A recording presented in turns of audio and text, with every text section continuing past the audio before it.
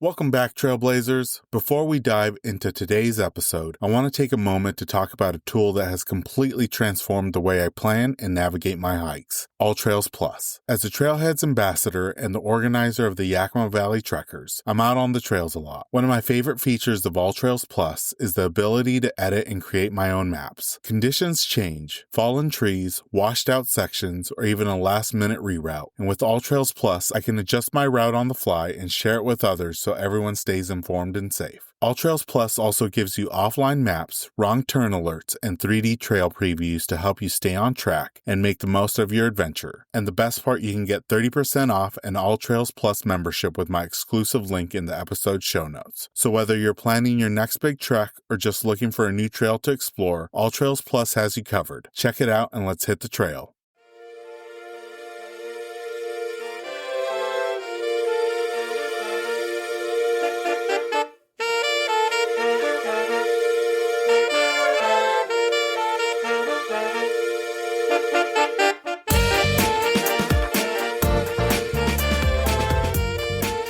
Welcome to Season 14 of the Hikes and Mikes podcast. I'm your host, Ivan, and each week we're hitting the trails through conversations with extraordinary hikers from across the United States and beyond. Spring has a way of pulling us back out there. Muddy boots, wildflowers pushing through the thaw, and trails that feel brand new, even when we've walked them 100 times before. There's something electric about this season. When the days stretch longer, the snowpack starts its slow retreat, and the mountains finally say, "Come on up." This season, I've had the privilege of sitting down with hikers whose stories carry the same sense of renewal, of fresh starts, new summits, and the kind of momentum that only comes when you've been waiting all winter to lace up and go. From early season ridge walks and creek crossings swollen with snowmelt to the quiet joy of watching the landscape wake up mile by mile, the voices you'll hear this season remind us that the trail is always calling. You just have to answer. So shake off the cabin fever, air out the pack, and get ready. Season 14 is here, and the conversations ahead are as alive, layered, and full of possibility as a Pacific Northwest spring. Welcome back to Hikes and Mikes. We're kicking things off with a reunion 3 years in the making. I'm taking you somewhere a little different for our Season 14 premiere. We recorded this one in person on the banks of the Salt River in Arizona with two of the most beloved returning guests in podcast history, Tami and Elise. You first met them back in Season 2, and a lot has happened since then. This episode is all about catching up on the trails, the milestones, the unexpected moments, and the beautiful friendship that our podcast helped spark. In this episode, we cover Elise's life on two coasts, from waterfalls in Pennsylvania to the Sonoran Desert. How she built her women's guiding business, HER, which stands for Hike, Explore, Recharge, her REI gear testing experience, volunteering with the Fountain Hills Sonoran Conservancy, and what her signature tagline, "Stay Curious," really means to her as an outdoor educator and guide. We also cover Tami's wild 3 years, from a knee replacement that redirected her entire athletic identity to completing the John Muir Trail, rim to rim in the Grand Canyon, the Enchantments, Tour de Mont Blanc, and her bucket list finisher, the Haute Route from France to Switzerland. And somewhere in between all that, she took up ice climbing and summited the Fang in Vail, Colorado on her birthday. We also hear the story that started it all, how Elise listened to Tami's Hikes and Mikes episode, reached out on Instagram, and their friendship grew to the point where Tami came out to Arizona and surprised Elise on the trail during the final miles of the AZ Bootleg 100 Challenge. We also cover permit tips for the Enchantments, the mindset shift from summit chasing to savoring the process, wilderness first responder training, giving back to the trail community, and a spirited round of this or that with the best backdrop we've ever recorded against. 4 peaks standing tall behind us. This is also an official video episode of Hikes and Mikes, now available on our YouTube channel. Watch the full conversation as it happened on the Salt River, and fair warning, stick around for the very beginning of the video for a special and very relatable blooper. Elise swallowed a fly on camera, and it's exactly as good as it sounds. Whether you followed Elise and Tami since Season 2, or you're meeting them for the first time, this episode is a reminder of why we do this. The trails, the people, and the connections that outlast any single adventure. Without further ado, let's jump into this episode with our guests, Tami and Elise.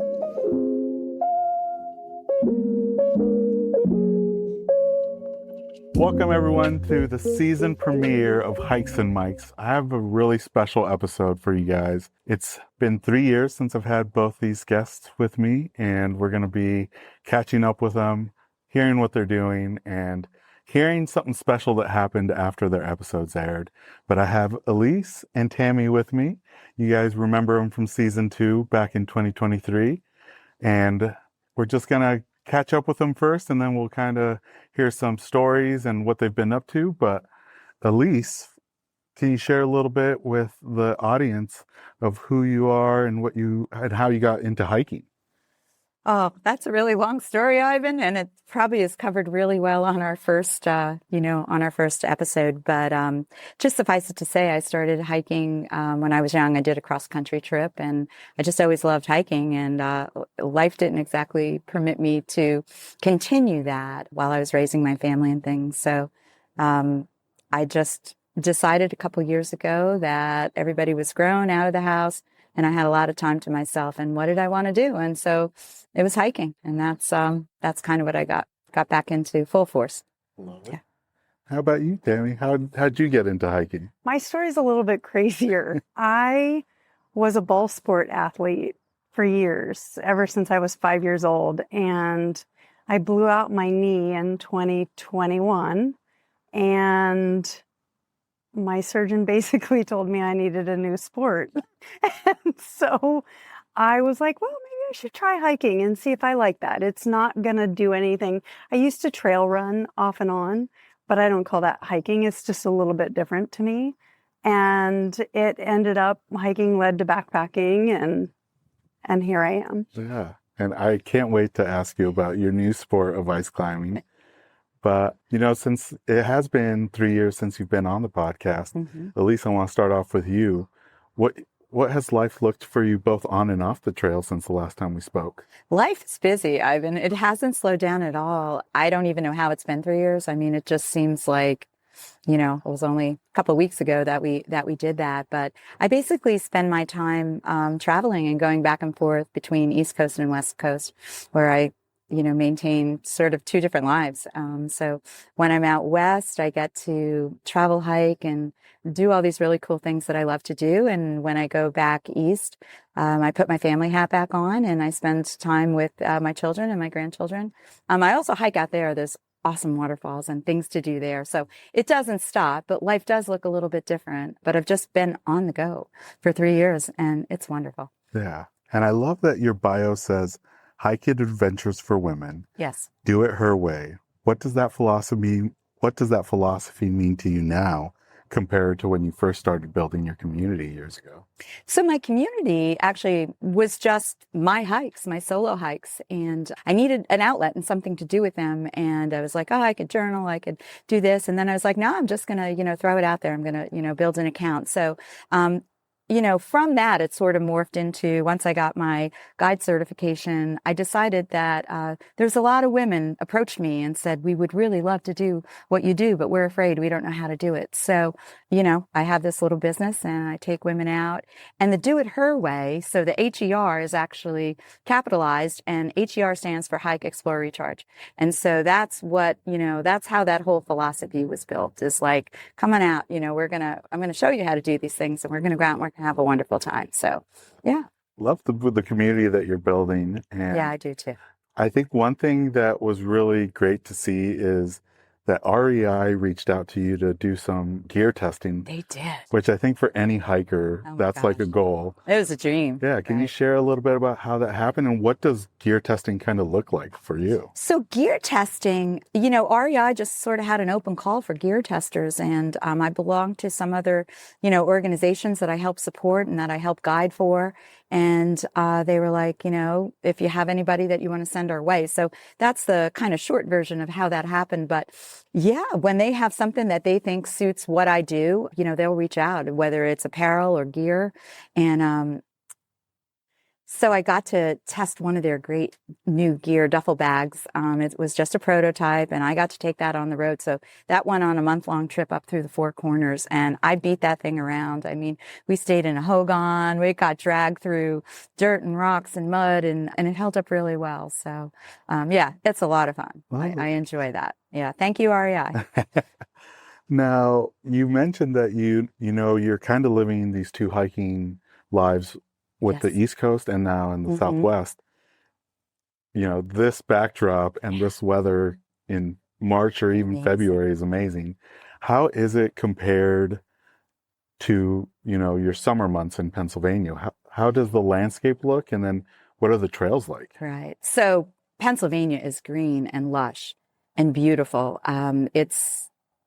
It's bucolic. There's countrysides and farms, and it's just beautiful. But the one thing that Pennsylvania has, and I live very nearby, a bulk of them are waterfalls. So if you look at my feed, you're seeing two things. You're seeing waterfalls or you're seeing the desert, the Sonoran Desert. And even though I love to go everywhere and do everything, those two really, have pieces of my heart, even though I was born and raised on the ocean. So it's kind of funny, how it's like, you just touch all bases. So I'm really comfortable everywhere, but I think that's the difference. You come here, this is a different kind of beauty. Didn't ever think that I could fall in love with the desert, but I have. I mean, how could you not? Yeah. Right? Look at this, right? So, and winter sports, I will vicariously live through Tami as she ice climbs and does all these really cool things in the cold weather. I'm like, yes, Tami, but yeah. And another thing that we noticed is on your post, you always like to end with "stay curious." Right. Where did that come from? And what does curiosity look like for you when it comes to the outdoors? Yeah. So stay curious. That is me. I mean, I am curious and I am a lifelong learner. And I believe learning should never stop. So the curiosity part comes from, I don't just say like, oh, I'm going to go hike. Before I hike someplace, I totally research it, right? So, and that just fits my personality. So I have to know everything about it. And that includes the history. Who lived here before? What happened here? What goes on? And then I'll go do the hike, explore the area. And then I'll see things that I didn't know, were going to be there. Then I come back and I do more research on it. So I think you have to sort of have a curious mind, to really enjoy the outdoors, the way that, well, at least the way that I enjoy it and the way that many people that I know enjoy it. So that's where that comes from. Yeah. Yeah, it's my little tagline. I love what you've been able to post, and thank you. I swear, I think my Google Maps is just pinned with all these locations of great waterfalls. Yeah, I am everywhere. And usually when I pick up the phone, they always say, "Where are you now? Where are you?" And that might be Mom, Elise, but and I just kind of laugh because I could be anywhere. Yeah, so that's the beauty of it. Yeah. Now, Tami, it's been a little under 3 years since I've seen you. We actually backpacked the Enchantments 3 years ago. The Death March. The Death March. What's life been like over the last 3 years? Catch us up. Oh, life has been pretty wild. Around the time, a little bit before the Enchantments, I realized, I'm a 50-something hiker. I'm 54 now. And having had my knee replacement and gone through all the injuries that I've had, it kind of put me into the mindset of like, I'm not going to be able to do these things forever. And how am I going to live with the fact that maybe I didn't get to do everything I wanted to do? So in my brain, I created a list, and I had a whole list of all these things that I was like, if I could do this, this would be amazing. If I could do this, this would be amazing. And I made it all fall into place, and I finished my last thing in September. And then it's like, so now what? And of course, there's so much more to things, but I finished my last thing, which was the Haute Route, a route that goes from Chamonix, France to Zermatt, Switzerland. And that was my end goal. I had built up and worked fitness-wise to build up to that goal. And now I'm just doing some yoga. I'm doing some hiking, but I'm doing a lot of yoga and just different things, because I think it's really fun to reinvent yourself and also reinvent your hobbies. And obviously ice climbing and yoga are not similar at all, but my friends were like, well, thank God this birthday you're just doing yoga and not ice climbing. So I got into ice climbing in the time that we had, even in the Enchantments.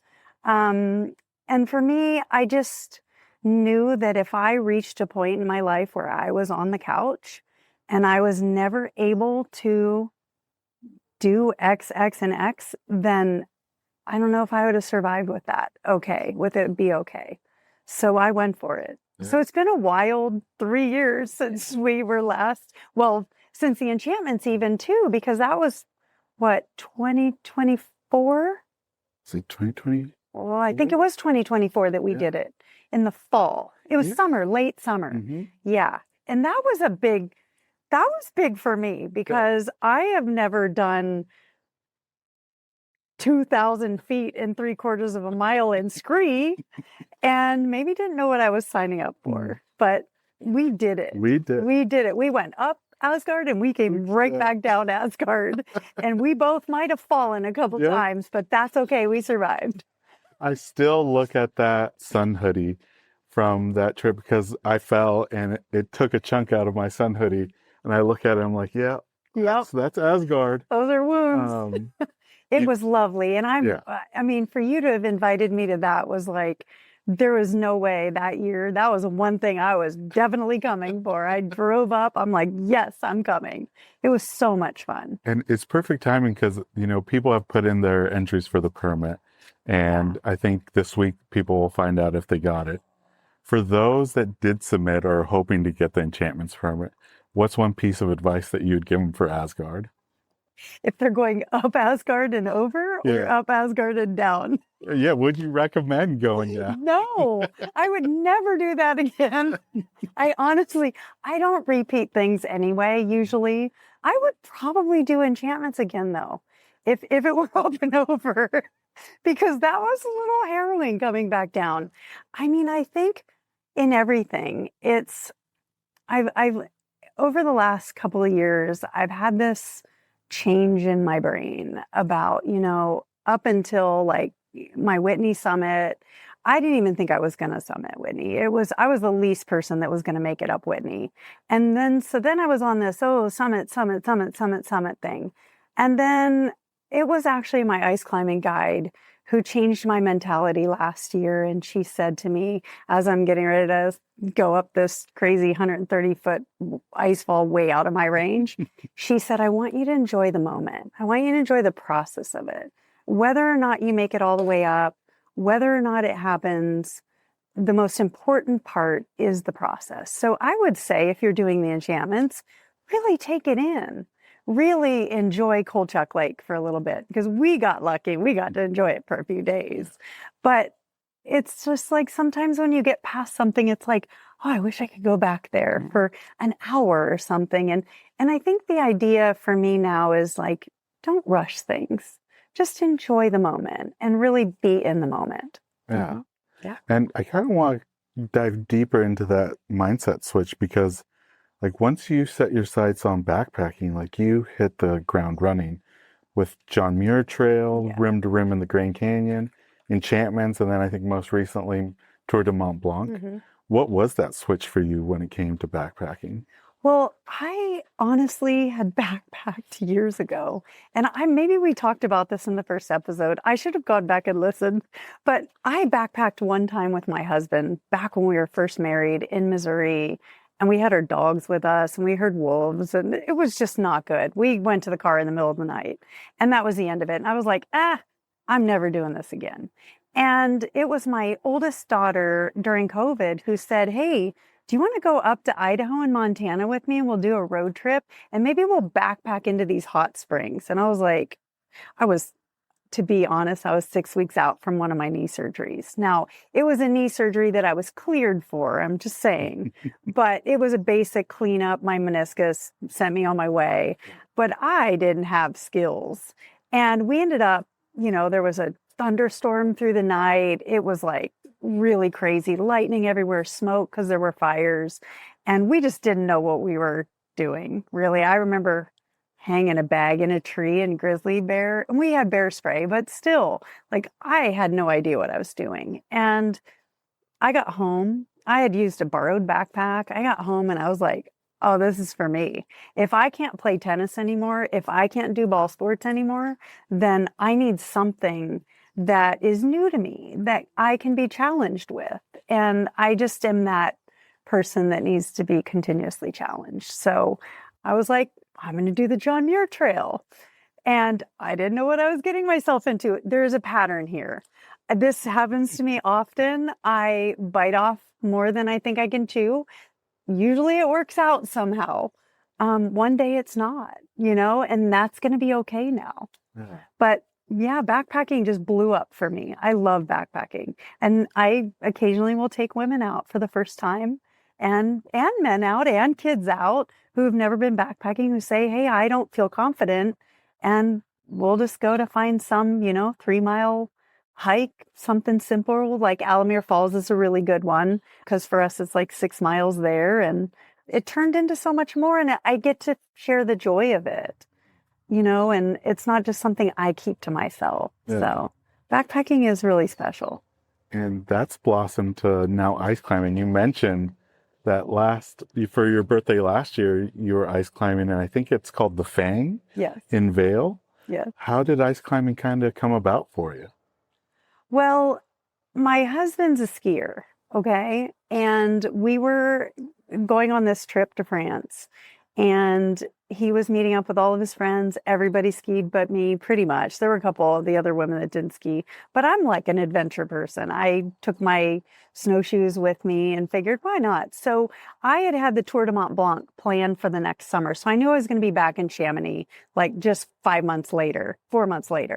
And so I went to the guiding company that was doing, I signed up to do Tour de Mont Blanc through and said, what do you have to offer in the winter here? And they were like, well, we have an ice climbing class. And I was like, what is that? I didn't know what that was, but the way it all kind of snowballed is they said, we're going to do it on a little 20-foot wall here in the valley. It'll be super easy, beginners. I'm like, I have no experience. I rock climbed years and years ago, don't have the skill, don't have the fitness. They're like, that doesn't matter. So I show up for the class and they said, well, we can't have it down here because it's too warm in the valley. So we're taking it up on the glacier. And I was like, what? How can I not do this now? The glacier? And they said, yes, we have to do lift tickets. You'll walk in crampons 2 miles and we'll get to this amazing ice wall. It's like a 60-foot ice wall. And I'm there and I look around and it's me and 2 27-year-old 6'3" kids and the guide who's 6'2". And I'm 5'2".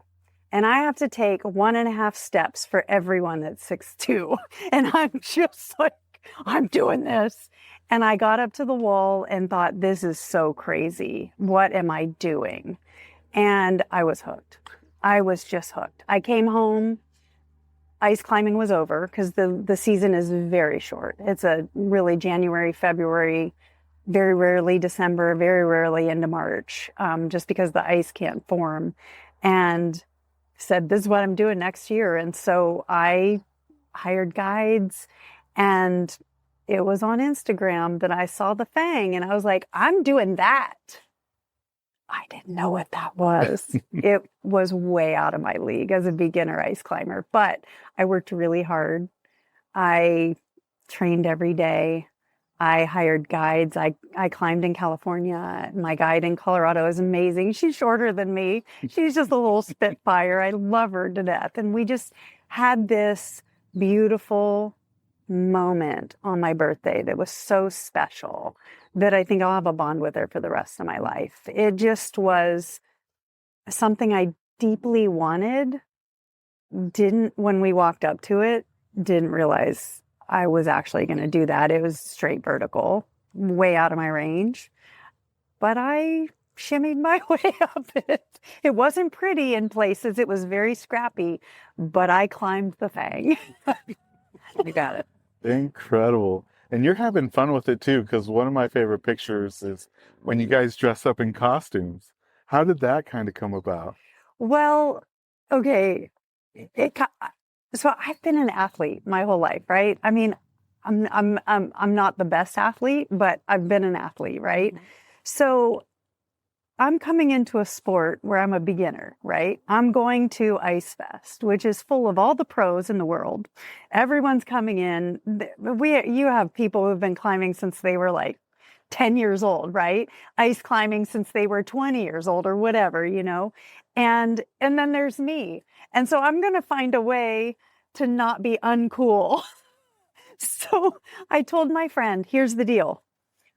we're getting costumes and we're going to show up at Ice Fest with costumes. And she was like, okay, let's do it.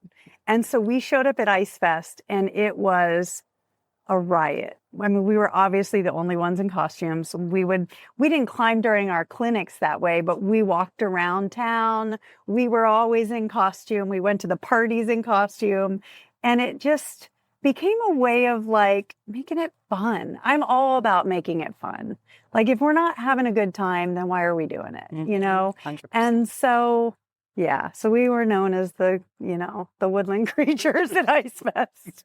But then that snowballed and we continue to do fun ice events where we'll climb in costume and make it silly and fun. I love that. Yeah. Now, both of you do really a great service to the outdoor community. Elise, you lead group hiking trips. I do. Tami, I think you came up to Washington to do wilderness first responder training.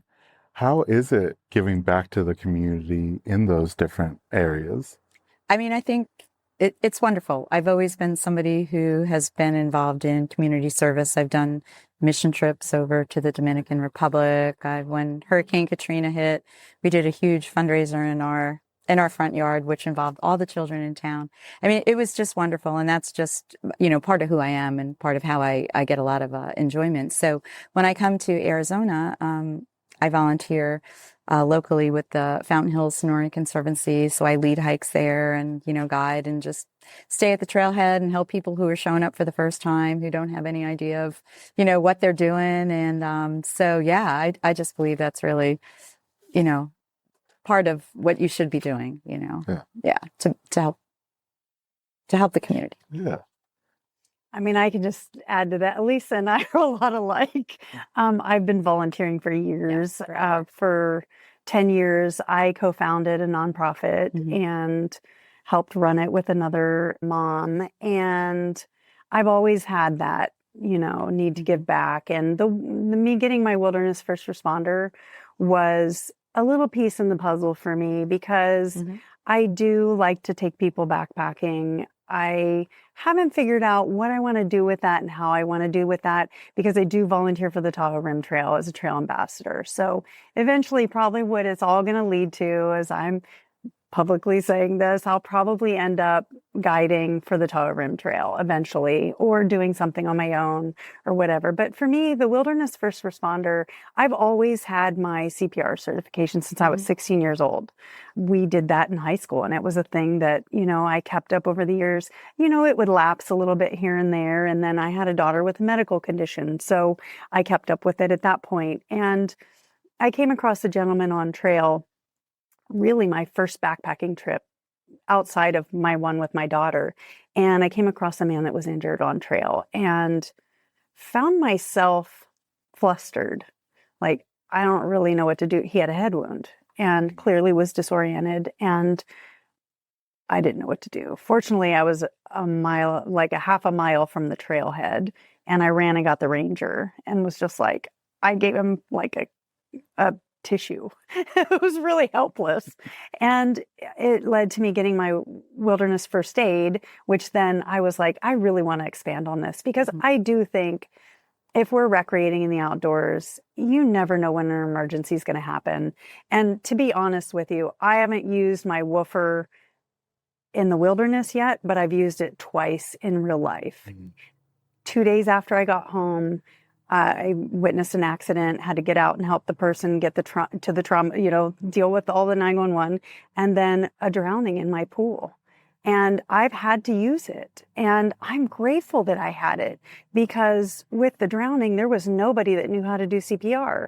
And it was scary and it was traumatic. And had I not been there, it would have gone differently. And so I think it's important that we all have skills, at least skills for first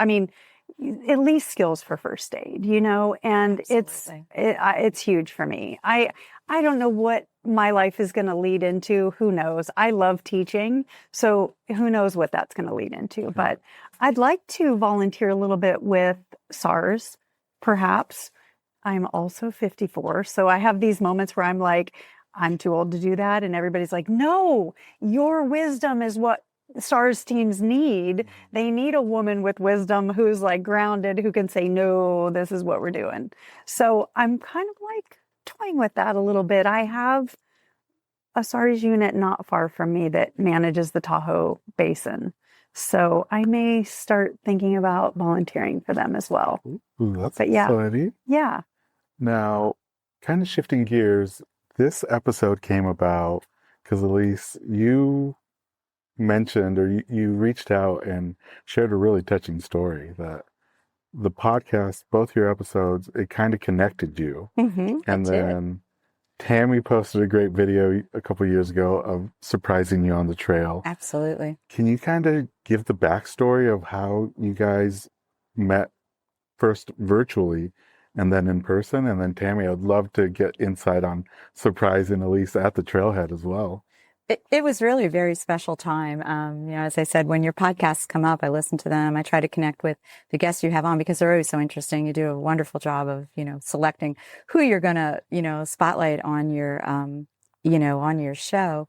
And so just in the course of sort of connecting with people and saying, hey, great podcast, I reached out to Tami, and Tami was very quick to get back to me, and her response was very upbeat and positive. And we kind of just sent some messages back and forth, and the whole Arizona thing came up with, oh, so you're in Arizona, I come out to Arizona every once in a while. And I was like, great, if you're ever out here, let me know. We should get together. We should hike. And I mean, that's usually how it looks from the beginning. So the one little key piece to that puzzle was Tami said, well, I'm going to be out in Arizona. And it was before actually the time that we met, but she said, I'm going to be hiking with my friend, Wendy. She's like, do you know Wendy, Scottsdale hiking therapist? And I said, no, but I'll go check her out. I'll go follow her and see what she's about. I wound up reaching out to Wendy as well because she lived, a couple miles from where I live. And Wendy and I started hiking. So every year when I would come out, I would be involved in the AZ Bootleg 100, which is a really cool challenge. And you have to hike 100 miles in 100 days. And it starts in December. I'm always behind because I don't generally get out here until, February 1st is when I come. That's a whole other story in terms of what I do in January. But, February 1st. So I'm literally, I got to hike 100 miles and, kind of like in February and get it done. So I was down to the very last handful of miles, and Wendy was going to come with me that day, and we were hiking. And that's sort of how the story began, that Wendy and I were going out. She didn't do the bootleg, but, have a great bunch of supportive friends here, always helping, me to add to my miles. So that's sort of where the story started for me. I was coming to Arizona. This is my fifth actual, this is kind of wild because 5 years before I came on a trip to Arizona, and it was my birthday trip. So it was like this whole ordeal that I didn't even realize I was a hiker at that point either. So this is my fifth spring coming out to Arizona to hike or vacation or whatever it is. And I was planning on meeting up with Wendy, which I had done the year prior, and we had done the thumb. That's Tom Thumb. Okay, I knew I was saying that. Yeah, I was like, is it Tom's Thumb? No, they call it. So we had done that the year prior, and I said, hey, Wendy, I am trying to, let's plan to do a hike, but let's ask Elisa to go. But you ask Elisa to go, and I'm gonna secretly whiffle and waffle about whether or not I can make it, or and it was I kind of had, and I'm not like that, I'm not flaky at all, but I had to kind of she was like, are we hiking? And it was kind of like, oh, and so it was always the plan to surprise her. So we ended up, I don't even know where we hiked at. It was just one of these mornings that was like, it was early in the morning. We were hiking before Wendy had to go to work. And we met up, and I'm hiding in my car with my California license plates thinking, oh, what does she see? I'm really like, I don't need to go that far. She's like, I would have never seen your California plates. No. But I parked way over. I saw her pull up, and Wendy and I were talking. Wendy would be like, okay, I'm going to go over to her car. When I go over to her car, that's when you get out of your car. I'm going to hold her at the car And I'm like, where am I going? In the meantime. So I go behind this sign. So we had this whole plan that I said, I'm going to come running up to you and act like I need something or whatever. And just, you've got to play it. Wendy played it well. She played it really well. I'm hiding behind the sign. They literally walk right past me and I'm like, oh. And so I go running up like, I help, I need some help. I got hurt. And they turn around and Wendy's just going along with it. And I was like, wow, she's a really good actress. And then Elise sees me and she's like, oh my gosh. So it was a beautiful surprise. It was a wonderful day. It was my last day. We both had maybe 5 to 6 miles left on our AZ Bootleg that year. And we finished it together that I had my clothesline and we strung it across and we ran through like a finish line. We had so much fun that day. I don't know if anybody else has finish lines. I don't know if anybody does, but we sure had fun. And I just remember, we're walking and we spotted this woman near the trail sign. So, instinctually you think like, oh, I wonder if this person needs some help. But we kind of walked on. The woman seemed like she was okay. And then a couple minutes later, we hear this yelling. And so it was actually Wendy who turned around to say like, oh my gosh, I wonder if she's okay. And I said, me and my personality, I'm like, oh, she's okay. I mean, I'm thinking to myself, she's at a trailhead. Fine. She's fine. She's fine, Wendy. She's okay. She doesn't need it. She's right here at the trailhead. What help could she need? So Wendy goes over to, to talk to her. And then I turn around and I look. And I'm like, and then they're both looking at me. And when I walked over and I realized it was Tami, I mean, I like literally just broke down crying, like, tears of happiness, and of joy, like to think, oh my gosh, you actually made this trip out, so that we could finish the bootleg together. So it was just the sweetest thing. And that was it. It doesn't take much to figure out why the two of us, were able to connect. And so, we get together and we hike whenever, whenever time permits. So both here in Arizona and everywhere. St. John. So last year, January, well, prior to that, after we had hiked together, and then Elise invited me on a hiking trip on St. John, the island, and I was like, you can hike on St. John? Yeah, so most people don't realize what a place. Yeah, St. John, the large majority of the island of St. John is a national park.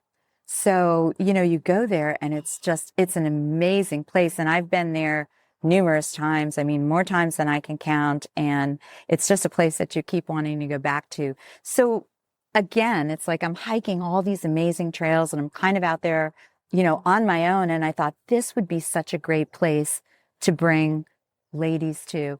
But then you sort of look at where you are and you look at the, what you think your itinerary is going to look like. And then you say, well, who really would fit this? And of course, I thought because St. John is a couple things, you're going there to hike, but it is a whole lot of fun on top of it.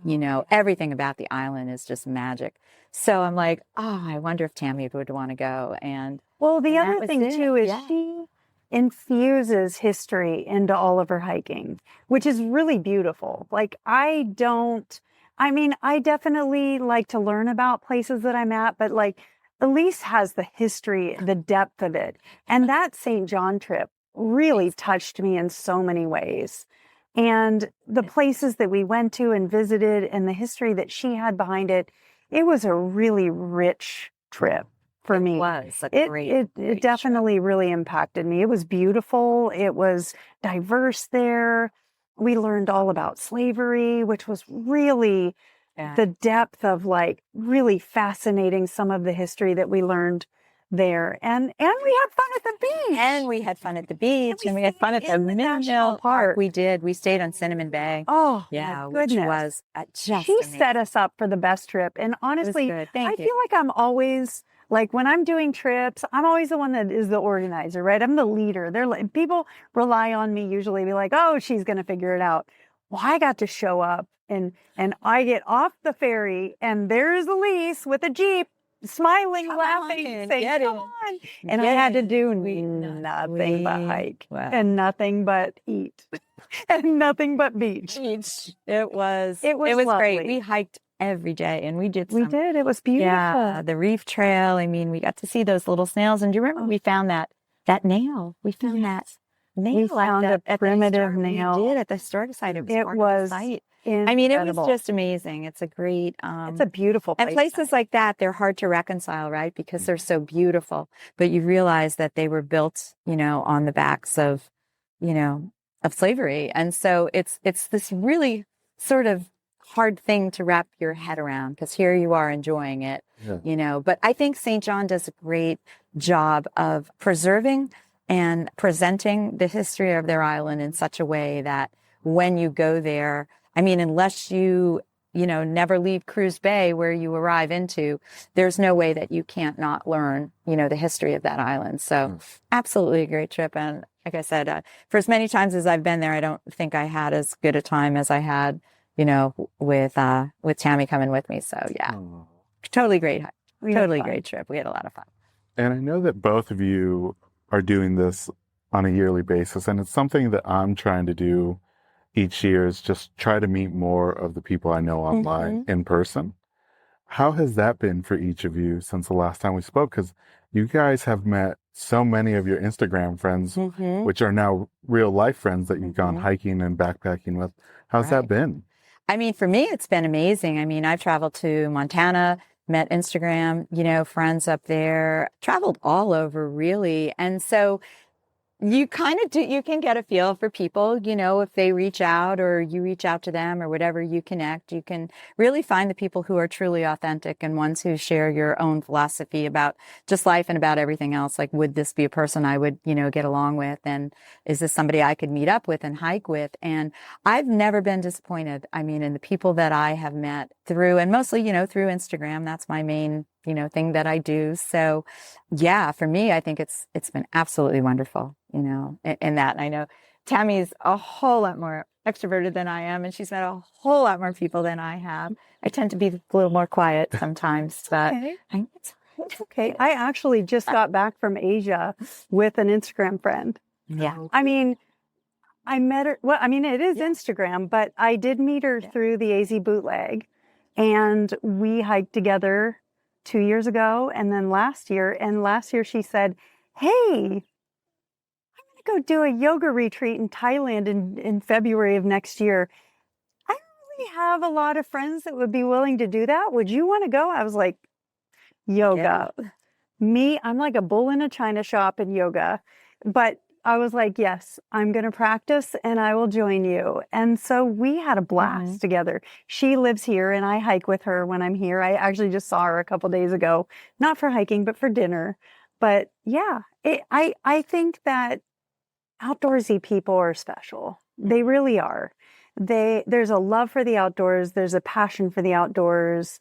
Some people are more introverted than others, and you just know it. But I feel like Instagram is more of the extroverted version of people. And when people reach out to me, I usually have a really good feel.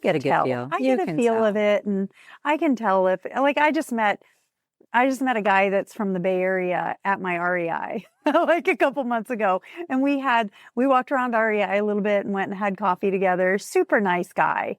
And we've been meaning to hike together in groups, and it just hasn't worked out. I got sick at one point, and then I chickened out on something. And, it's just all of like, I just think that I am an extrovert. That's true. I mean, I'm very careful though. I'm a careful extrovert. That I don't just show up hiking with anybody, but I usually will talk to them. And if we take it off Instagram to a cell phone, it makes me feel a little better, because then I can leave. This is the person I'm going with. This is their cell number, but I've never had any bad experience. People are I love people. So it's just like a new experience to meet new people. And I think it's become a great avenue too. Like, sometimes you do just meet people. And if you don't have a connection, if you have a connection of the outdoors, where I feel before it would almost be an awkward thing to try to keep in touch with like a stranger. But if you're both active and you have accounts and you have things in common, it's a much easier way to connect with people, to say like, oh, are you on, social media? Do you have an account? This is what I do. If you do similar things, then it's great, because then you can kind of form friendships that way, that will go forward versus just, You know, how before it was like, well, you maybe met somebody who you might have had something in common with, but it was difficult to, you know, move forward beyond that. So, yeah, I think it's, you know, like I said, I think it's been great. I've never been disappointed in the people I've met. So, yeah. I also think it's really neat for me. Like this year, I was on the Haute Route Trail a lot. And I would just run into people and we'd just start talking, and people just like to talk sometimes. And especially on the Haute Route Trail, it's a really friendly trail, and people are just really outgoing, and they come to find out, they're like, "Oh, do you have an Instagram?" And I'm like, "Yeah, I have an Instagram." And so then you keep in touch with people, and then it's just a beautiful way. I've met some of the coolest people on the top of like Morro Rock and Sequoia. I met this couple, this girl, and she's from West Virginia, and we keep in touch. And it's like, we still laugh about like that one night that I got a new camera and she's a photographer, and we were playing around on the top of Morro Rock, didn't know each other, strangers. But then now I see her life and her hiking life, and it's just, it's cool. It's nice like that. Yeah, it is. Yeah.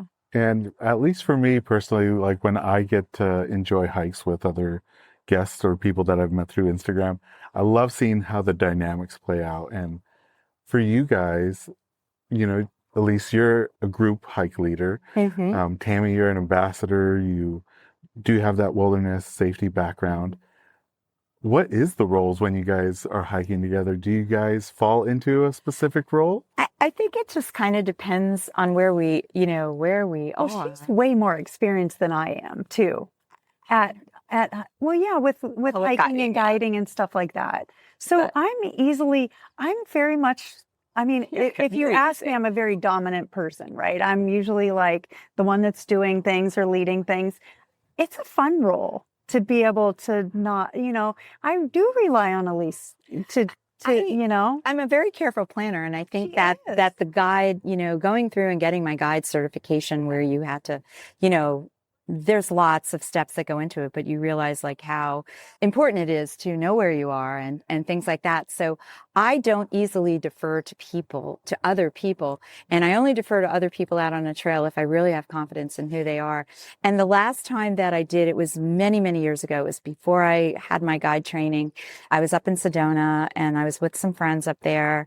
And my friend, my great college roommate from a long time ago said, "Oh yeah, you know, just do this, you know, this person, they know where they're going. You hike with them." And I did. And I'm telling you, this person had absolutely no clue as to where they were going. They were just like, "Yeah, I've been up there a lot of times. I think this is the way they went." And I like had the trail downloaded because I was even ahead of time. I was like, yeah, I can't trust somebody like that with my life. So, you know, we were nowhere near the trail, but I had a nearby trail where we should have been. What little bug just flew? Did you see? Did we get that? Just went in. Oh my gosh! I think it was a fly. I was like, "Did you swallow it?" I'm going to meet my protein goals for the day. You're going to it just went like right down. Wait, you swallowed it? It's gone. I saw it on your glasses. Is that fluttering in your stomach? Are you okay? I'm fine. You need CPR. I'm trained. My name is Tami. I'm trained in first aid. Oh my God. It's right down there. Where did it go? Oh God, did you think? I was like, just mid-sentence. I was like, something feels off. I will see my death here. You will. Oh my goodness. Anyway. Wow. All for the camera. All for the camera. Yeah, you need some water. Some water. That was so funny. He'll find his way down. He's experienced. Oh, He's I might not have handled. I'm glad he went to your mouth. I'm glad he doesn't have a stinger. Yeah. Well, that's true. He was a fly. He was a black fly. He was a black fly. Wow. Done. Wow. On. I took care of him. See, I'm good on it. I'm good out in the wilderness. I can handle myself. Fly, snakes, bears. I've seen them all. She knows how to survive on flies. I know how to survive on flies. Survival skills. Oh my God, well, that was part of it. Wilderness survival. My guide training. Great. So, yeah. Wow. Anyway, back to, you know. So generally, I am just more comfortable if I'm in the lead, you know, because it goes back to the whole, I do my research on it. So if something's going to happen to me, I want it to be my fault. Not because I listened to somebody, who took me up solid slick rock and then was like, oh, I don't know where we are. I want it to be her fault too. Yeah, exactly. But there's a big, there's a big responsibility, obviously it comes with that, which is why I would have never gone into guiding and doing anything like that before I had, the proper training to do so, because you're taking people's lives into your hands, when you're going out, and it could even be on a simple trail, but, people get hurt. And yeah, I just, want to make sure I can keep them as safe as I can. So I guess that's, maybe I lead a little bit more, but I don't know. We don't need two of us. We don't need two of us. We just don't. And it's like, we actually work really well in sync together. So yeah.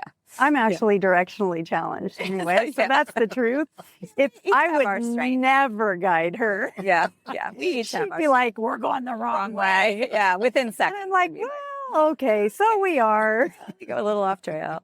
It's the big deal. A little gallivant. A little bit. Oh. Yeah. Well, at least, we were talking before we were recording that something special is about to happen in Arizona here in the next week or two.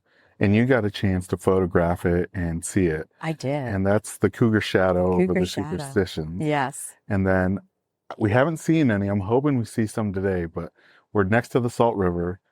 It's iconic for the wild horses. What's it like seeing those special moments here in the desert compared to being back?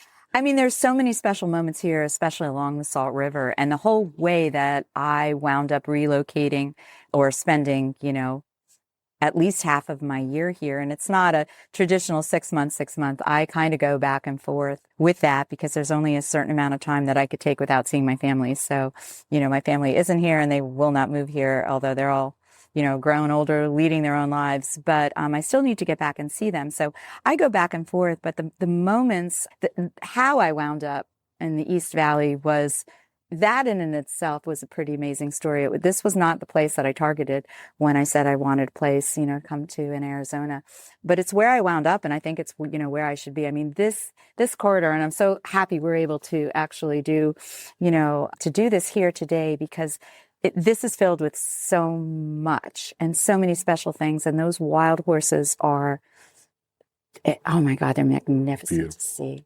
And I come down a couple times a week and I sit by the side of the river and just wait for them to come out. The cougar shadow is another really amazing phenomenon. It happens twice a year, and it happens in a specific place in the Superstition Mountains, which the Superstition Mountains is why I wound up in Arizona, because Tami, maybe like you with the Fang, where you saw it and you were like, this is what I want to do. So for me, I would see all these great adventures going on in the Superstition Mountains, started reading up on it. And I was like, oh my God, I have to go there.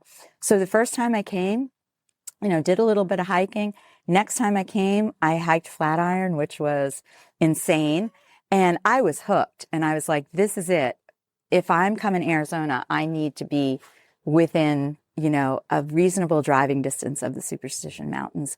So I wound up over, here, east of Scottsdale, Phoenix and everything like that. And I love it. So that cougar shadow, back to the cougar shadow, that happens in the Superstition Mountains. There's one specific place. Everything about it has to be perfect. Everything has to line up. So it happens during the spring and fall equinox. And maybe I think it's less than a week. Maybe there's a 5-day period. So say on a night like this would be perfect because there's no clouds. Mm-hmm. And it's a certain time that the sun hits the mountain and it looks like it's a cougar pouncing. And it really looks like a cougar pouncing. So you start to see it, unfold. And then, as I was telling you before, I mean, I must have the night that I went, the last time that I posted it must have had 100 photos, because you just never know. It's like, oh my God, is this it? Because then it just disappears. So then you have to go back through and see, well, which one is the best one, and erase 99 pictures. But it's really, and it's another thing that has just grown in popularity. So, first time I started to go see it, there was 1 or 2 people out in the field. Now, people are parked up and down the road to see it, but it's great. It's wonderful. And so it's one of those kinds of things where in order to really be able to see it, there have to be no clouds in the sky. But the one thing about Arizona are the sunsets here with clouds. Yeah. I mean, to see this area at night, at sunset, then you add the horses on top of that. Oh my God. I mean, it's like you can't believe you live here. It looks Okay. like something out of a movie set, really. It's hard to beat Arizona sunsets. It's hard to beat Arizona sunsets. It really, really is. They're just beautiful. Even with my color blindness, I can greatly appreciate it. Even that Yeah. you can see it. So yeah. Yeah. Now, So Tami, one thing that I had to ask, because I think the community really rallied around you when you shared this personal story, but you went to a bucket list destination, which was the Galapagos Islands, and you did something special that I think is just so inspiring. You shared that you had a fear of the ocean, and not only did you just full send it by going into the ocean, but then you swam with sharks. Can you share a little bit about that experience with the community? So it was honestly, we planned the Galapagos trip in about 6 days before we left. And it was my daughter's 30th birthday. And I said, if you could go anywhere, where would it be? And she said, oh, Galapagos would be a dream.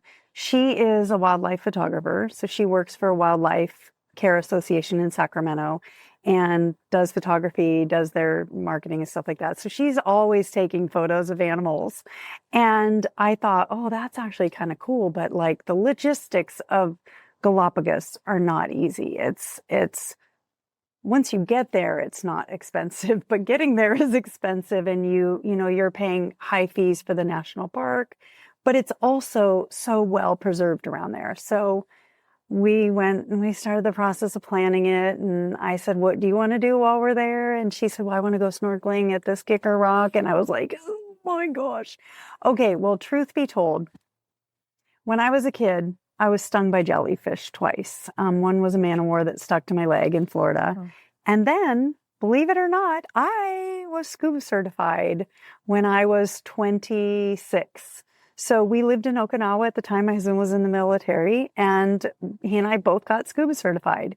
And I dove a few times and then swam right into a school of barracuda and freaked out. And that was the last time I've been in the ocean, literally like in the depths of the ocean where my feet weren't touching the sand.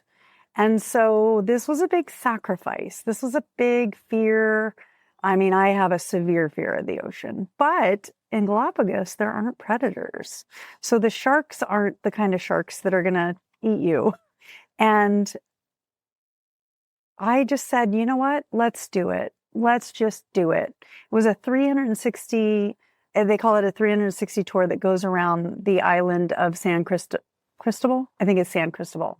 And they take you out literally deep in the ocean into these rocks that are out there. And you jump off the boat and you go snorkeling. And the minute we went in, it was like first shark right under me, second shark right under me, sea turtles, enormous eagle ray.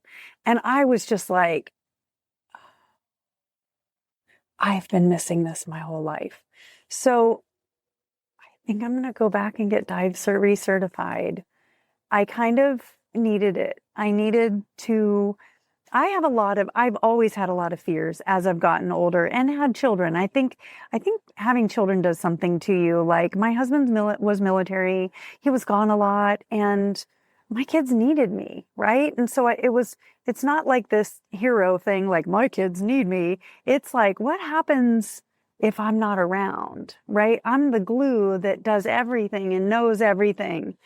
And I think when my son went to college, I started to look at myself and like, I'm blaming everything on fears. I no longer they'll survive without me. If something were to happen to me, it'd be horrible, but they would survive. And it doesn't need to be like this, that I fear everything because I have children, And so the last really 3 years of my life have been facing some serious fears. I have fear of bridges.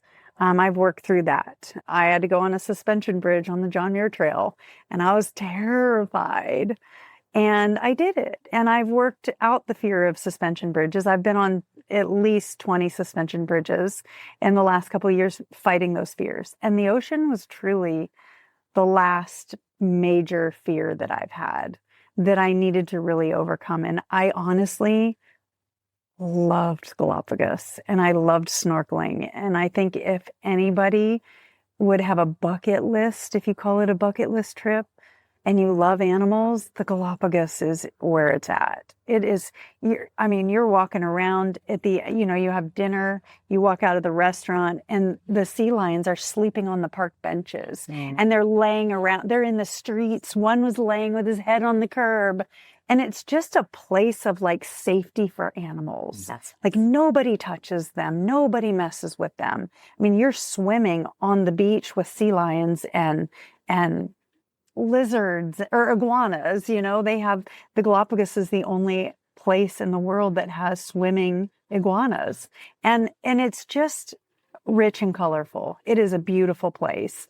And I conquered it. I think I really want to get recertified for diving. Yeah. And really go depth, down to the depth. Oh, can't wait to see what that, we'll see. I don't know what that's going to be, but yeah, I mean, I initially was certified, but I'd want to go through the whole process of redoing it because it's been, 30 years, literally 30 years. Now, before we kind of go into the last section of the podcast, I think there's a lot of community members that haven't made that initial step of meeting somebody in person. When it comes to building and finding community, especially in the outdoor space, what advice would you give to those people that are hoping to turn their online friendships into real life friendships? Well, I think if you could meet as a group, maybe if you met as a group, I was going to say it would give a little more safety. Yeah. And many of the areas have, organized group hikes. Like you can, go in and find where there are hikes. So that's a great way to connect with people. For me, coming out and moving to a place where I didn't know anyone, and I thought, well, who are the people that I want to meet? What kind of people do I want to meet? And that's when I started to volunteer. It goes back to the volunteerism. So, it always goes hand in hand when you align yourself with people that you have things in common with. So I think the same for anybody looking to meet, first of all, yeah, absolutely. Safety. I wouldn't just randomly meet up with somebody, without vetting them and all that stuff first. But yeah, stick to a group I think we both feel the same way about that. Stick to a group. Awesome. Well, it's only fitting that I have both of you here to kick off these new questions that we developed for season 14. And they're kind of a play on the questions that we like to ask all our guests, but we kind of separated them into different categories. And I'm interested in hearing your responses to some of these. But for both of you, do you have a pre-hike or first mile mindset, or a pre-hike ritual or a first mile mindset that you do on either every hike or most hikes? I have having a knee replacement, I struggle usually the first mile.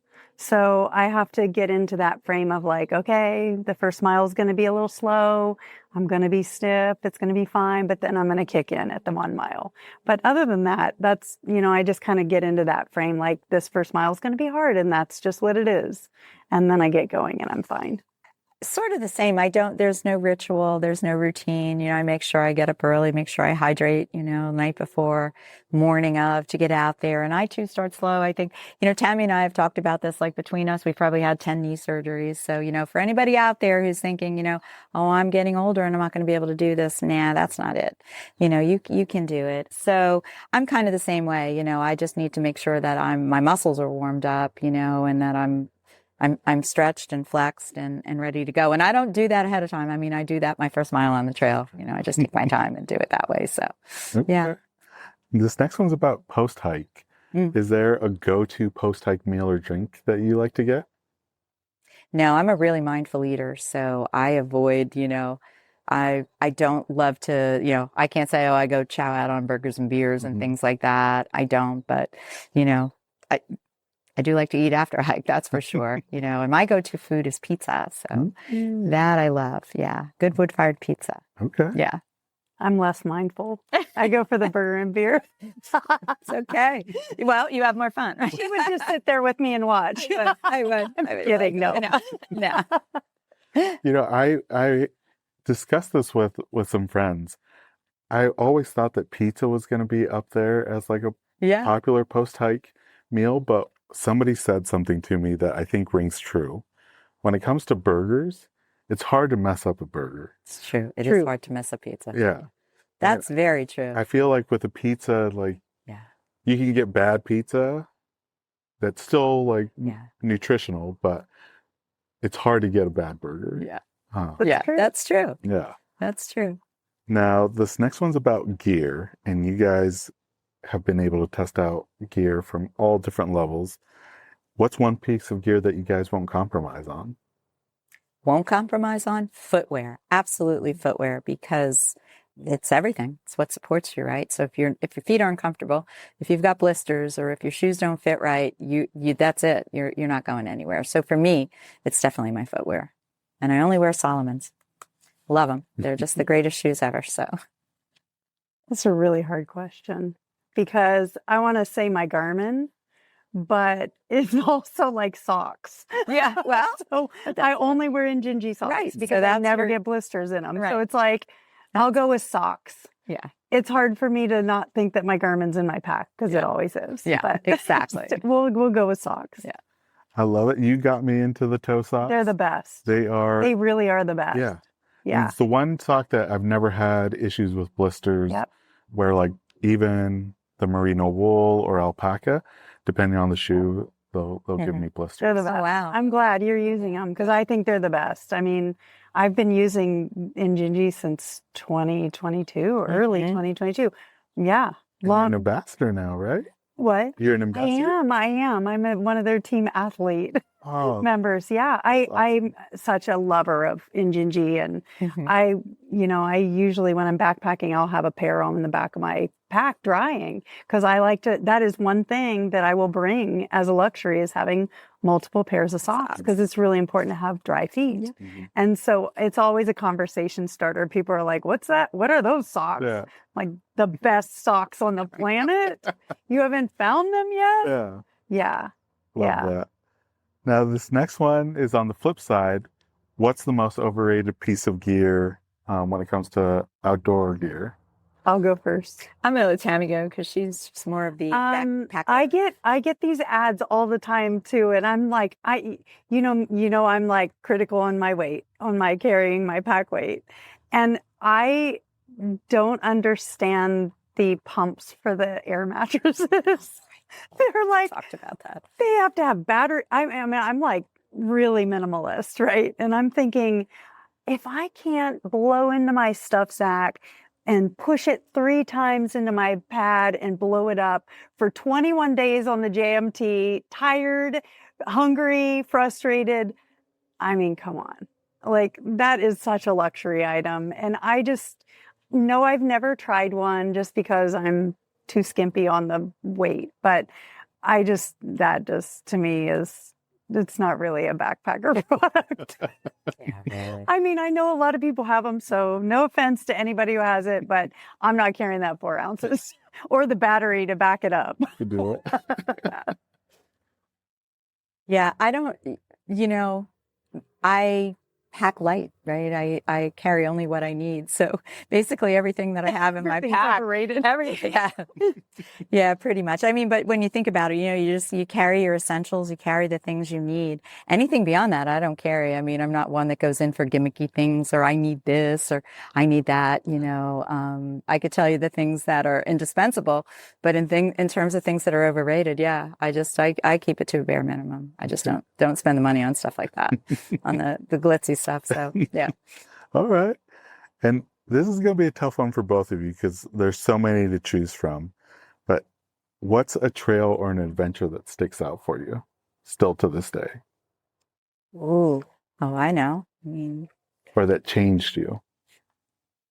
oh, that changed you. Well, one that sticks out to me would be Havasu Falls. I mean, there's no way you can't not go there. That will forever stick out in my mind. It's just beautiful, right? I've been to a lot of beautiful places, and I still see that water in my brain. But an adventure that changed me, and I have to say, was the cross country hiking trip that I did between high school and college, which was what sealed, it just changed my entire mindset about what I wanted to do going forward. And that ties into, what you had asked before and at the very beginning. And that's just sort of where it started. That was just something I was hooked on it. And when I saw, what was out west and when I saw the mountains and you see everything, when you go cross country for 6 weeks and I just had it in my brain that this is it. This is what I want to do when I grow up. Well, I have grown up and this is what I get to do. And I feel blessed. So, yeah. I'd say the John Muir Trail, obviously. That's so iconic. And I mean, it's a dream spot. It is by far one of the most beautiful. And I've been hiking in different places in Europe. And there's just something about the John Muir Trail that is just beyond special. And I think it changed me in ways that I really relied, it's like it built a lot of confidence for me because I didn't know if I could survive 21 days in the wilderness, in the dirt, no showers, we did get 3 showers here and there at places we, stopped at for resupply, but like to rely on myself for like making sure I had enough food, making sure, I had the right gear and I, obviously you work really hard up to that doing prep hikes and, trying things. But I think the John Muir Trail really built a lot of confidence in me and my confidence in the mountains and what I can do. My knee dislocated on me 3 days before we summited Whitney and I had to deal with that whole injury and, wondering if I had to get off trail and how it was going to happen. And I just kind of dug in and was like, threw a brace on it, shoved it against a rock, got it back into place. And I'm like, I'm doing this. And it was, it was where I think I've always been a strong person, but it's like I found my mountain strength there, So that's an obvious answer, I guess. John Muir Trail. I've done other amazing trails, but that was the first one that really tested me and pushed me to my limits. Yeah. And you're right. That's a hard question. Yeah, it is a hard It's a hard question because, there's so many things you could say. So many. Yeah. And this one might be tough too, but I think everybody that has been hiking for some time, they've had to turn around before they reach the summit. Has there been that moment for you? And what did it teach you when you did turn around? Well, this hurts a little. I was set up I was planning on doing the Haute Route in Europe for September. In August, I was set up to do the Tahoe Rim Trail. And then in between Tahoe Rim Trail, I was going to go hike up in Oregon they call it the Oregon Alps.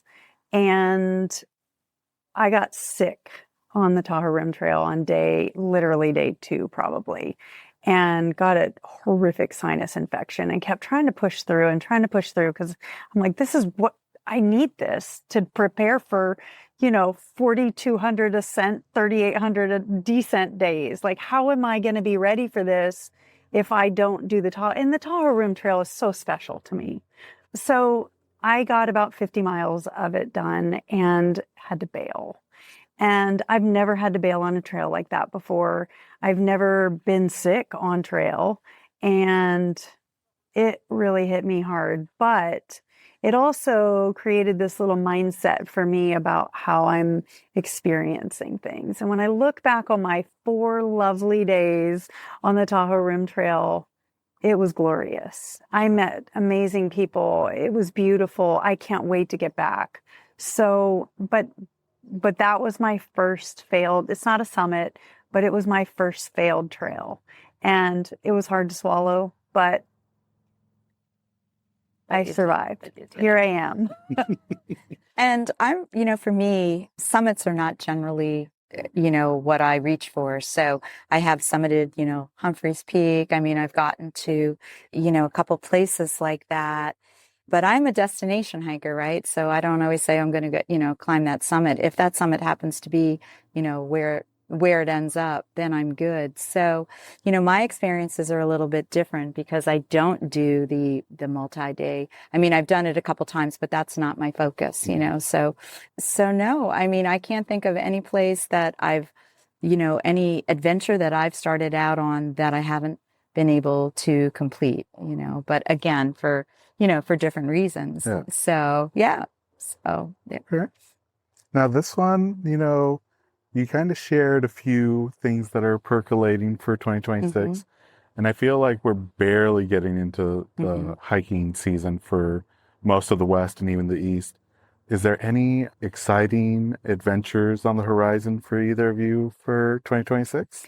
Yeah, I mean, my schedule's already starting to fill up. So I've got Oregon on the schedule. I haven't done much of the Pacific Northwest, and that's something that I'd really like to do. And I just kind of said, you know what, I've been wanting to do the waterfalls there, so I'm setting aside some time to go do that. I'll be up in Colorado. I'll be going with a group up there, to Colorado, going up to Montana again, be doing that in September.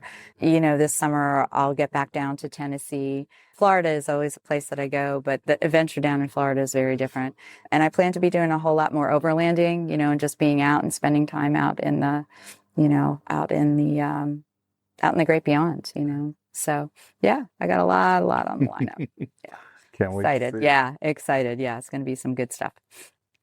Well, my backpacking season starts pretty much at the end of this month. So I've got a couple trips lined up. I'm going to be in Utah. I'm also going to do the Teton Crest Trail this summer. So I'm a little nervous about that because I don't like the idea of being grizzly country, but it's also a fear thing that I've held that off. And so I'm definitely going to do that. And I'm getting a dog.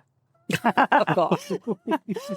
I know that's not trail related, but it kind of is. It is? I don't know what kind of dog I'm getting yet, if it's a puppy or a dog, but I really want a trail dog. I met so many people on Tahoe Rim Trail last year who had their dogs with them, and I just would sit at my tent at the end of the night feeling lonely, like this would be so great if my dog was sitting here with me. And it's been about 4 years since I've been without a dog, so it's time. Hard. So that's going to be my big excitement for this year, is figuring out how that's going to work, because a puppy won't be ready to hike for a couple of years. So I may just find a little rescue that has a little go in her and rescue her. A little Abigail Jane. A little something. I don't know, but I need a trail buddy. You need a trail And that's buddy. my dream, because I really do want to get into solo backpacking a little more. And I think that's that last little bit of confidence for me, is having a dog. Yeah. Yeah. I have one exciting trip coming up that's a little bit different than the ones that I'll be kind of doing by myself or just with a friend. But one trip that I do with my ladies every year, with different groups of ladies, is I do a lot up in the Four Corners region. That to me is just a very, very special place, and you never run out of things to do there. I mean, so pretty much September, October, that's where you find me. I'm up there. And so last year I had the opportunity to take two separate groups of ladies out to the Santa Fe area, which is where we hole up for the week. And then we do all sorts of, day adventures from there. So we've done Bisty Badlands, Canyon de Chelly. Last year, Tent Rocks reopened. I was able to get the permits to do that. But the really cool thing about that was, with these two separate groups of ladies, there were women within those groups who knew each other. So now every month these ladies get together, and they just reached out to me and they told me that they want to plan a trip with all of them. They all want to go together. Wow. And that just touched me so much, to think that, they got so much out of it, and that they all collectively sit around and just talk about these amazing places that they saw. Yeah. And I think that's going to be a very, very special trip, to have all these ladies together. I'm still trying to figure out how it's all going to work, but it's going to work, and it's going to be wonderful. But I'm really looking forward to that too. So yeah, that'll be good. Oh, these flies. They love me.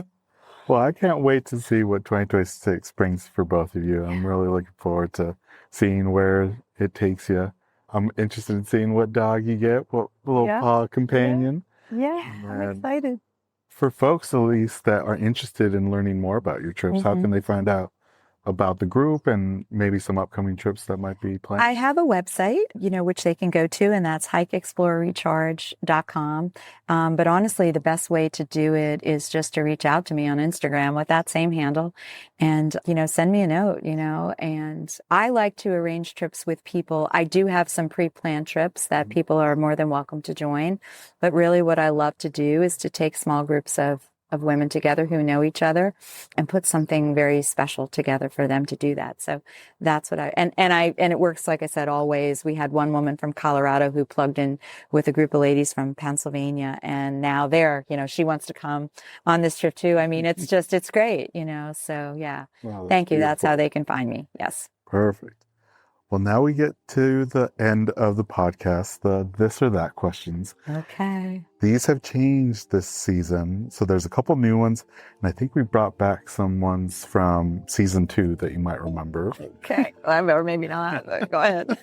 See, we answer them the same way. Yeah. They're right. I always love doing it with more than one person just to see if there's any surprise responses. So the first one is dense forest or wide open views? Dense forest. Wide open views. Okay.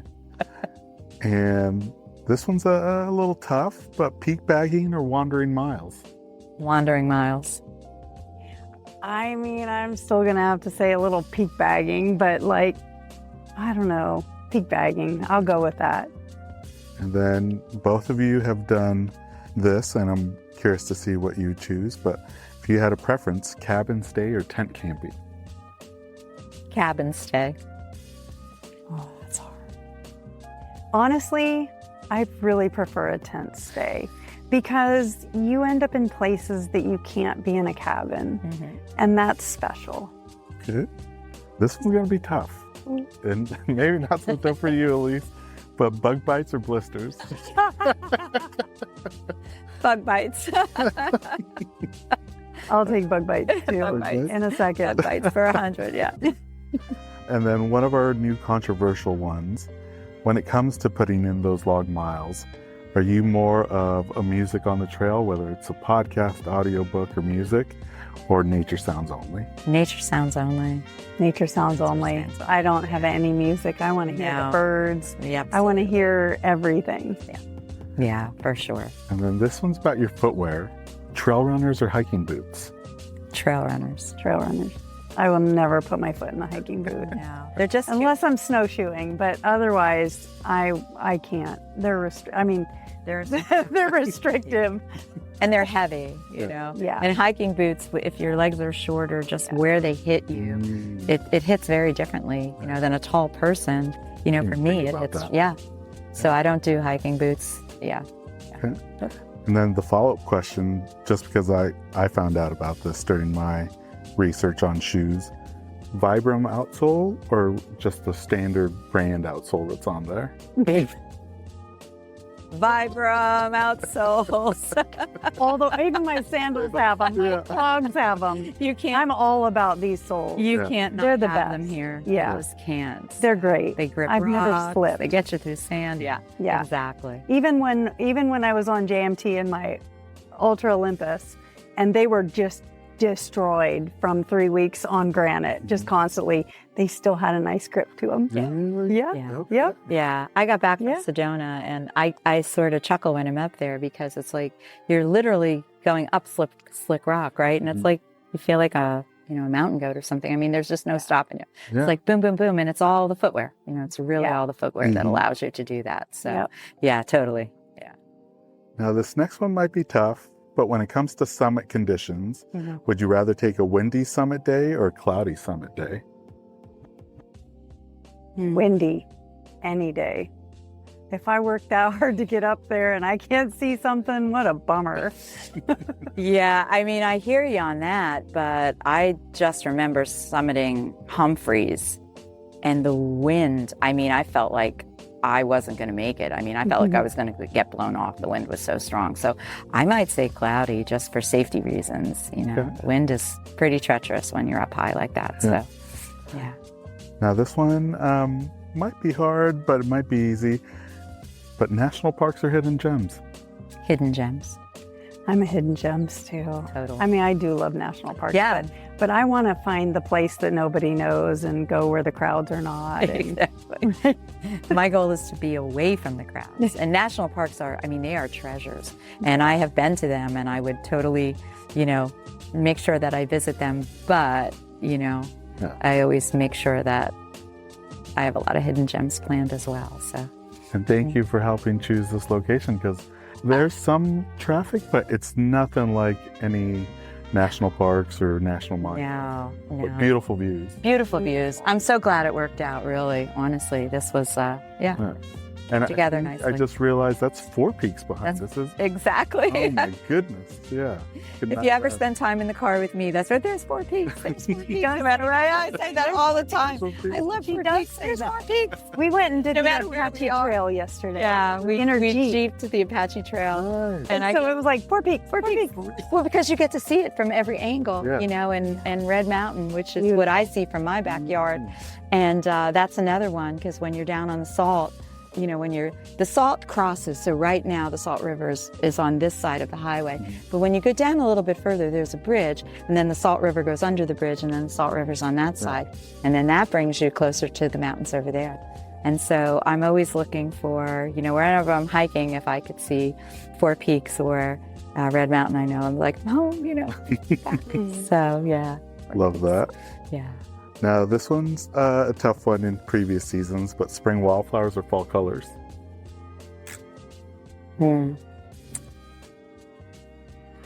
I mean, I grew up on the East Coast, so I have to say fall colors. There's nothing more glorious than autumn leaves, So, yeah, I'd say fall colors. I'm a spring flowers. I love them too. I love June in Lake Tahoe area in the Desolation Wilderness, when they're just bugs are bad, but the flowers are just insane up there. So I'd have to say spring. I do love fall colors, but the spring wildflowers are just so special. Yeah, there's so many. I mean, we drove around yesterday, and it's such a pretty time to be in Arizona. The wildflowers this year in Arizona are amazing. Poppies They're popping everywhere. It's not a super bloom, but it's a lot. I mean, and they came out early, so it's gorgeous. There's fields of poppies up by Bartlett Lake. I was up there last week. Just beautiful. Yeah. Okay. So. Now, this last one is a new one for this season, but if you had to choose, would you choose type 1 fun or type 2 fun? What's the most You fun you can have? I mean, Asgard Pass, is that type 1? Type 2 fun. That's like type 3. I don't know what that would be, but yes, I'm definitely a type 2. The kind of grind where you're grinding and you are like, I hate this. And then the next day, all of a sudden, magically, you love it.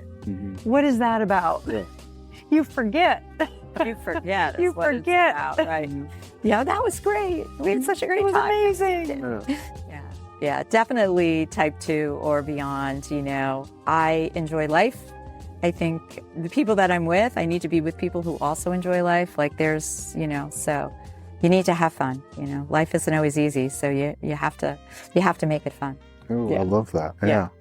Yeah. Well, that was it, guys, for the this or that questions. For folks that want to see maybe some posts of what we talked about today, or see some upcoming adventures that you'll have in 2026, where are some of the best places they can find you online? I mean, Instagram, right? So hike, explore, recharge, hike_explore_recharge. That's where you will find me. And I'm just Tami on the Trail on Instagram and sometimes Facebook. Yeah. I'm definitely, for 2026, I want to start a blog and start doing more of a travel blog type thing for my website. So I'm going to work on building that when I get back home with my dog. With your dog. I hope. With your dog, with your Scoopy. With my dog. With my scuba. I know. You never know what to expect from me. Sorry. I never know. It's okay. Goes from ice climbing to hiking to ice climbing. I was a tennis player for years. Right. Oh, God. You know what? But you hit the nail on the head before. It's like you have to reinvent yourself, to stay stagnant, right? The only thing that we know in life is that things are going to change, right? Mhm. So why shouldn't we be the ones who are in charge of that change, right? And that's the way that I look at life. There's nothing, and Tami, I have you beat by years, that, in age. So what I always like to say, especially to women, is you don't really ever have to stop or slow down. You may change the things that you do, and that's wonderful. But we should always be reinventing ourselves, right? We should always be coming up with new things I agree. to do, and you do a great job at it. Every year. Who knows what 2027 is going to look like? No, right. We may have to do this every year just to catch up with Tami. I mean, no, Tammy's going to start slowing down. Tammy has slowed down. that is not going to happen. Yes. No, Yes. it's not. Oh. Anyway. Well, both of you serve as a huge inspiration, not just to me, but I think to a lot of people on Instagram and when it comes to the outdoors. But I can't thank you enough for coming on the podcast 3 years after your episodes have come out and sharing updates and exciting things that are on the horizon with us. Really appreciate it. Well, thank you, because if it was, you came all the way here, and if it wasn't for you, we would have never met. You are the reason. You are the reason. So many people have met. And that is absolutely true. I hope you realize that I truly do. And it's funny because Elisa does the same thing I do. We were talking about it last night. I usually message almost all of, when I listen to it, I'll usually message everyone on there and be like, hey, I listened to your podcast. I actually just messaged Tina Grimm the other day. And I was just like, because of the JMT thing and Ray Lakes. And I was like, I love that you're writing a book about JMT and Ray Lakes. And it's just a really neat way to connect. No, I feel like you find the best people. You do. Like you have the best people on. Yeah. And that's the way I look at it. If Ivan has them on, they're good. They're cool people. Right. Yeah. We got to definitely connect with them. So so thank you. Appreciate that. Thank you for having us. This is awesome. No, appreciate it, guys. Super cool. I got to say, I got to give you your flowers, Tami, because I think I shared on the Enchantments. My first backpacking trip wasn't something that was like, oh, I'm going to get into backpacking. Yeah. But hiking with you and then our other group really made the Enchantments special. That was so special. Yeah. I mean, I look back on that time, you and I, where we were like the last ones slogging it out. And it just was special. And I didn't even care that we came in late and had dinner later and whatever. We got down to the lake just in time for the beauty. We really had a great connection and had a good time. And that I'll always treasure that. Then thank you for inviting me to that. Oh, I would have not seen that side of Washington either. Yeah. Which is cool. No, I really appreciate it. And I was telling somebody recently, I was like, after that trip, I was like, I'm okay with the Enchantments. But like you said, time passes and then you're like, well, there are so many other places we could go. But you went and did it again. We got a court permit. Did you do the whole? Yeah, we went point to point. It was yeah. I bet it made climbing up Asgard a little bit easier knowing that I wasn't going down. I can't even imagine. I probably would, especially because I've heard about the lakes on the other side. I think I would think about it. Yeah, enough time. Yeah, there are those places that you say, I'm not doing it again. And then it's like, right? Yeah. Yeah. That's cool. Thank you both for being Thank you. Thanks, Ivan. Appreciate it. And that brings us to the end of this episode alongside Tami and Elise. We extend our heartfelt thanks to them for joining us on the podcast. Be sure to follow them on Instagram, Tami at Tami on the Trail, and Elise at Hike, Explore, and Recharge, with underscores in between each word. And for more, be sure to check out the episode show notes. This episode of Hikes and Mics was produced by Jordan Smith. Be sure to follow her adventures on Instagram at jordan.journeys. New episodes will drop every Monday throughout the spring hiking season, with the occasional Friday bonus episode along the way. To make sure you never miss a moment of these inspiring trail stories, hit that follow or subscribe button. Your support truly keeps this community moving forward, one episode at a time. Don't forget to connect with us on Instagram at Hikes and Mics. That's where you'll find behind-the-scenes episode visuals, my own spring hiking adventures, and plenty more to keep that fresh air stoke alive as the season heats up. As we wrap up today's journey, remember, the trails are waking up, the wildflowers are on their way, and there's never been a better time to get out there and explore. So tread those happy trails, soak in the sunshine, and keep chasing what's just around that next bend.